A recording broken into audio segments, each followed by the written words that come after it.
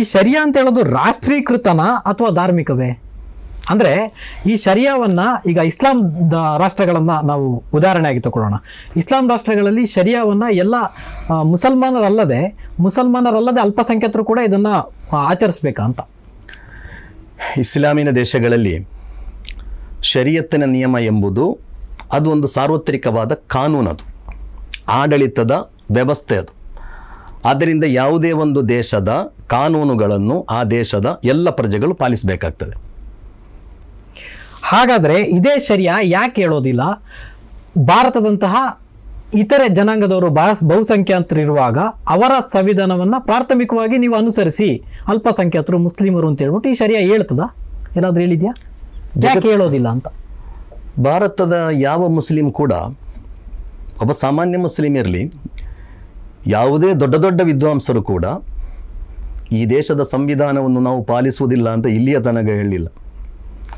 ಈ ಜಗತ್ತಿನ ಈ ದೇಶದ ಎಲ್ಲ ಧಾರ್ಮಿಕ ಪಂಗಡಗಳು, ಎಲ್ಲ ಧಾರ್ಮಿಕ ವಿದ್ವಾಂಸರು ಈ ದೇಶದ ಎಲ್ಲ ಮುಸ್ಲಿಮರಿಗೂ ಕೊಡುವ ಆದೇಶ ಈ ದೇಶದ ಸಂವಿಧಾನವನ್ನು ಪಾಲಿಸಬೇಕು ಅಂತ.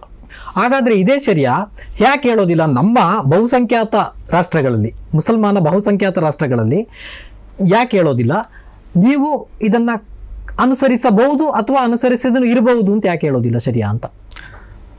ನೋಡಿ, ಶರಿಯಾ ಎಂಬುದು ಒಂದು ದೇಶದ ಕಾನೂನು,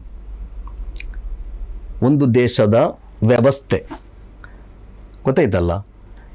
ಯಾವುದೇ ದೇಶದಲ್ಲಿ ಬದುಕುವಾಗ ಆ ದೇಶದ ಸಂವಿಧಾನ, ಆ ದೇಶದ ವ್ಯವಸ್ಥೆಯನ್ನು ಆ ದೇಶದ ಪ್ರಜೆಗಳು ಒಪ್ಪಲೇಬೇಕು.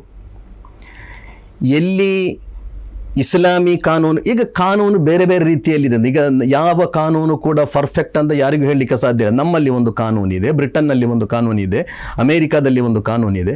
ಅಮೇರಿಕಾದವನಲ್ಲಿ ಹೋಗಿ ನೀವು ಭಾರತದ ಕಾನೂನು ಒಪ್ಪಿಕೊಳ್ಬೇಕು ಅಂತ ಹೇಳಿದರೆ ನಡೆಯುವುದಿಲ್ಲ ಅದು. ಅದೇ ರೀತಿ ಇಸ್ಲಾಮಿನ ದೇಶಗಳಲ್ಲಿ ಅದು ಕಾನೂನು, ಅದು ಆಡಳಿತದ ನಿಯಮಗಳದು ಕಾನೂನದ ಕಾನೂನನ್ನು ಆ ದೇಶದ ಪ್ರಜೆಗಳು ಪಾಲಿಸಬೇಕು. ಆಯಿತು. ಅರೇಬಿಯಾದ ಕಾನೂನನ್ನು ಭಾರತದಲ್ಲಿ ಪಾಲಿಸಬೇಕು ಅಂತ ಅರಬ್ ದೊರೆಗಳು ಯಾರು ಹೇಳುವುದಿಲ್ಲ.